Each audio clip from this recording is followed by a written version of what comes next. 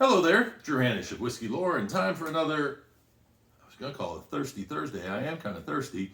It's actually a throwback Thursday along with a new release Thursday because this week a brand new whiskey came out and I'm going to surround with a little bit of history on top of also talking about this current release. Now, Jack Daniel's has been coming out with a lot of different whiskeys here of late, and so I featured them on the channel a lot more than probably any other distillery because they have been pumping out the juice. And today I had the opportunity to be on a call with Chris Fletcher, master distiller of Jack Daniel's, to ask him questions about their latest release, which is Jack Daniel's Bonded Rye. And we all know the bottled and bond story by now. If you don't, you want to go back and listen to episode number 4 of Whiskey Lore Stories, the podcast. But I digress. Let's move into talking about this particular whiskey. Of course, with a bonded whiskey, it's going to be 50% alcohol by volume, and it's got to come from a single distillery in a single distilling season. This one comes from spring of 2016. I have been working hard on my Tennessee whiskey history book, and I am right now in the 1910s. So I'm sorry if I say 19, because that is where my frame of mind has been for a while. But no, 2016. I'm sorry, this is not a 107-year-old whiskey. It is a 7-year-old whiskey. And I actually did ask the question about it being 7 years. There is this piece of lore that came out of Jack Daniel's that said the old number 7 came from the fact that they were the first distillery to make a 7-year-old whiskey. I'm sorry, but that's not really true. That would be really hard to prove also, but you know, that is one of those theories behind old number 7. But Chris said, nope, that wasn't even in their line of thinking when they decided 7 years for this particular whiskey. Now, there's a lot of ryes on the market for Jack Daniel's. The question is, what makes this a little bit different from the others? Well, I'm going to get into that here in a moment, but when I unpacked this thing, they had the bottle wrapped in this old Lynchburg Sentinel newspaper, and I thought at first that maybe this was an actual newspaper. Well, there was a Lynchburg Sentinel, but I'll have to go back and look, but I don't think this is actually that newspaper, what that edition looked like that particular day, mainly because up at the top it says Whiskey and Bond, and then it has Jack Daniel's, corner of 7th and Virginia Streets in Hopkinsville, Kentucky. And you're going, Kentucky? Why do they have it in there, Jack Daniel's, Kentucky? Well, there's a reason for that. When Tennessee Prohibition came along in 1909, basically all of these distilleries had to figure out how to get out of the state because there was a manufacturer's bill that went through the state legislature and it outlawed the manufacture of whiskey in Tennessee. So Jack Daniel, George Dickel, which was selling Cascade whiskey at the time, they had to move over the state lines, and this was the trick. The reason they moved to Hopkinsville, Kentucky, which is what you see here, in 1909 was because Hopkinsville was close to the Tennessee border and they could do mail order. In other words, Tennessee was basically dry, but if you put an ad in a paper and let people order your whiskey, then Jack Daniel could just send it from Hopkinsville into Tennessee, even though Tennessee was dry, because the federal law regulates interstate commerce, one state to the other. One individual state cannot control interstate commerce. And so later on, they figured out how to solve that through the U.S. Congress, but during this time, they were able to basically take all that whiskey out of Tennessee and then ship it back into Tennessee to people who wanted to drink, whether it was a dry area or it wasn't a dry area. Now, in my book, my Tennessee Whiskey History, I'm going to be digging into all of that, talking about all these really crazy, bizarre things that happened. And this is what we don't know about Prohibition when we learn about it as U.S. Prohibition, you know, the Volstead Act and January 17th, 1920, there was a lot of stuff going on before that. There were a lot of states already in Prohibition, including Tennessee and Kentucky, before national prohibition. So there are stories of how these different businesses tried to survive by crossing state lines and doing all sorts of different things to keep themselves alive. So anyway, fascinating. I loved that wrapping. That was so cool. Actually, the box that they sent it in, I cannot believe this. This is cool. That is the box that they sent me this bottle of whiskey in. This is definitely a keepsake. I almost didn't want to open it because I didn't want to rip that stamp. But I did, because I had to get to the whiskey, and that's what we're going to do right now, is get to this whiskey. All right, so talking a little bit about this with Chris, he mentioned some different things about this. You may, in your head, be saying, okay, well, here's another rye whiskey. Is this just a 100 proof version of everything else that they make? In a way, it is. It is that way in terms of it is the same mash bill. So the mash bill that they use is 70% rye, 18% corn, 12% malted barley. There's a difference between how they charcoal filter this whiskey versus how they charcoal filter a Tennessee whiskey. Apparently they only put this through 3 feet of charcoal versus 10 feet of charcoal for Old Number 7, or twice through 10 feet of charcoal for Gentleman Jack. And the reasoning behind that is something that, as Chris said it, I went back and cataloged in my mind some of the things that he said about charcoal mellowing. And one of the things that he feels is important with this mellowing process is that it takes the corn out of the corn. In other words, he doesn't want Jack Daniel's to taste like a corn whiskey.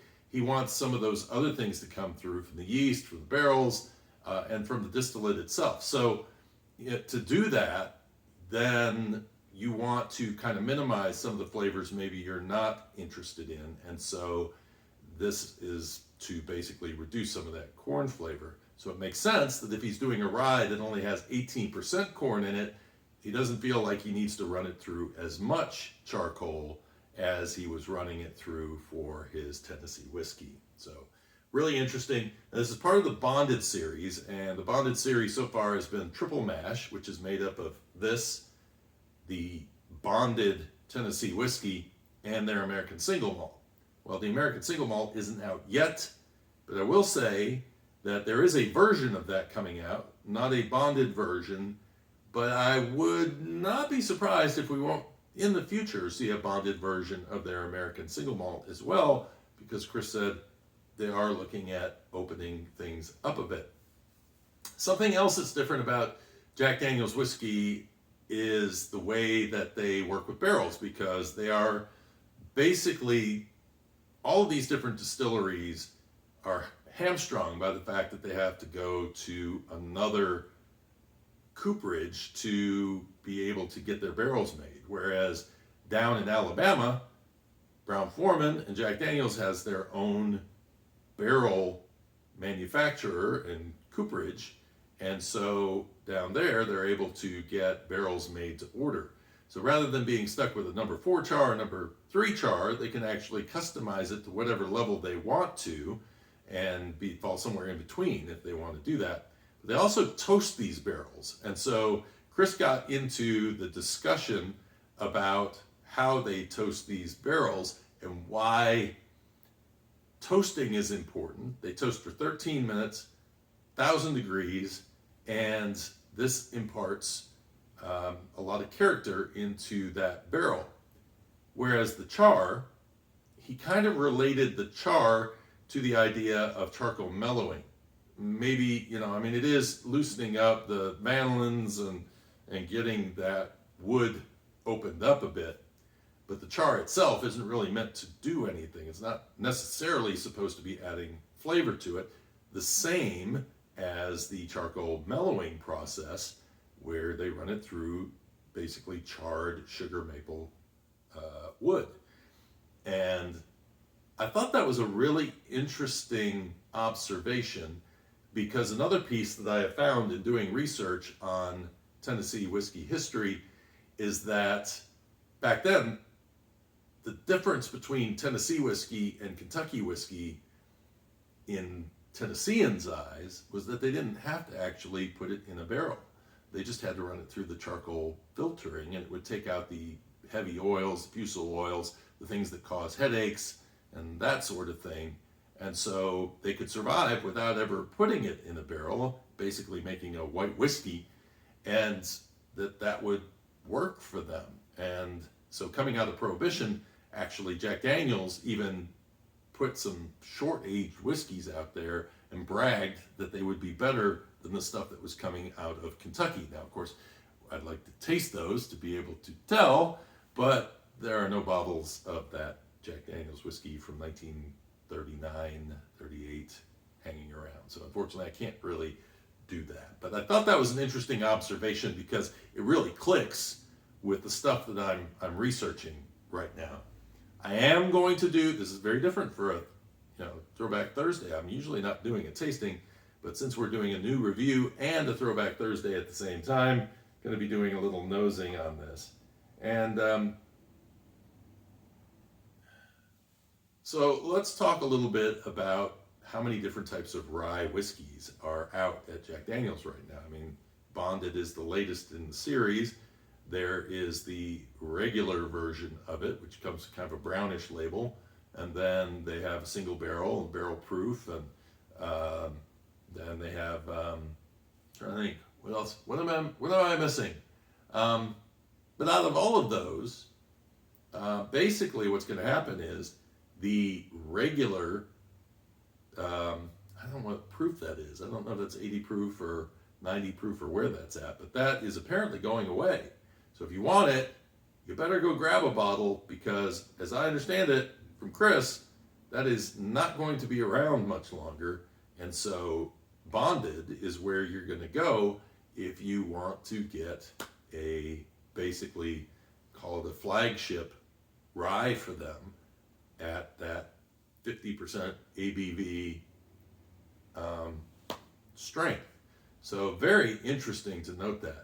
Now, the other question you may have is, they talk about it has the same mash bill as the other whiskeys, but with the single barrel whiskeys, they tend to age those at the top of the warehouse. Is that how they handle these? No. The way these are handled is they're taking barrels from all over the place. So, these warehouses are tall, and if you're only taking stuff from the top for all of your whiskeys, that's leaving a lot of whiskey that you're going, what the heck are you going to do with all that stuff? Well, there you go. That's where it's going to end up, is in this Bonded whiskey. So on the nose, there's going to be some familiar notes here for people who love Jack Daniel's rye whiskey, me being one. A lot of what I get in there is more of the rye character, whereas with the Bonded whiskey, the Tennessee whiskey, I tend to get like a blending of that rye note with the oak. The rye is much more prevalent here. There's a very earthy and herbally kind of a note to this rye. Little bits of oak coming through. It definitely will remind you of a Jack Daniel's whiskey. It has a bit of a fruit note to it. I don't think the banana is as pronounced in this as it is in, say, the lower proof whiskey. There's a little char in there as well. The rye comes from Western Canada, so that's kind of an interesting note there as well. Rye doesn't grow well in the South, although there are ryes that do grow in the South, as we learned from Highwire Distilling. Their rye comes from Georgia. Cheers.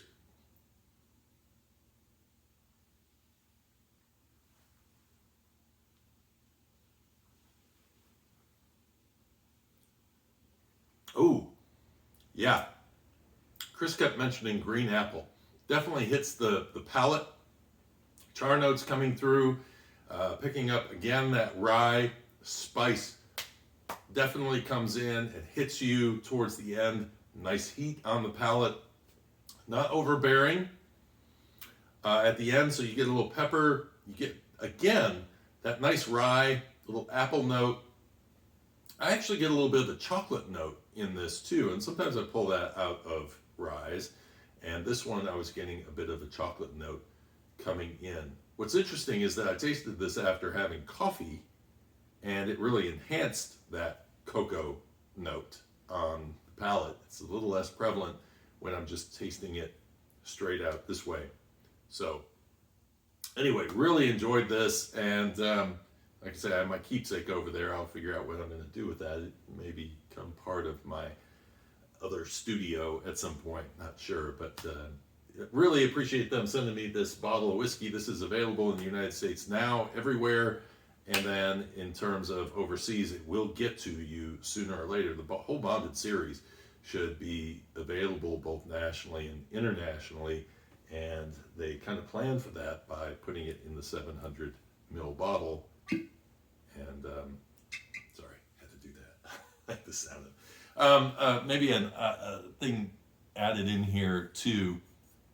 Very interesting to note that they actually have 2 DSPs on here, and the DSP number 4 is their bottling warehouse, which has been around for quite a while. Otherwise, they wouldn't have been able to get DSP number 4, TN number 4 on there.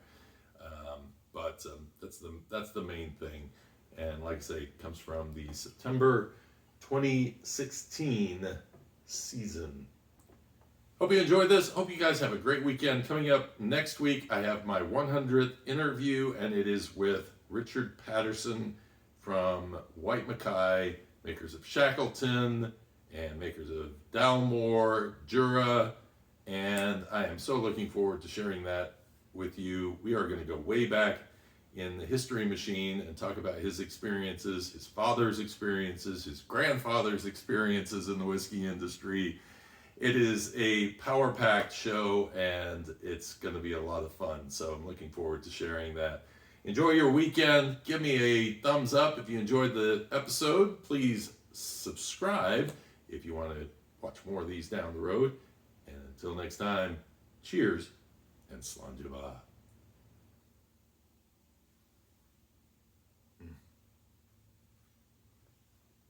Enjoyable. I'm already putting a dent in this bottle.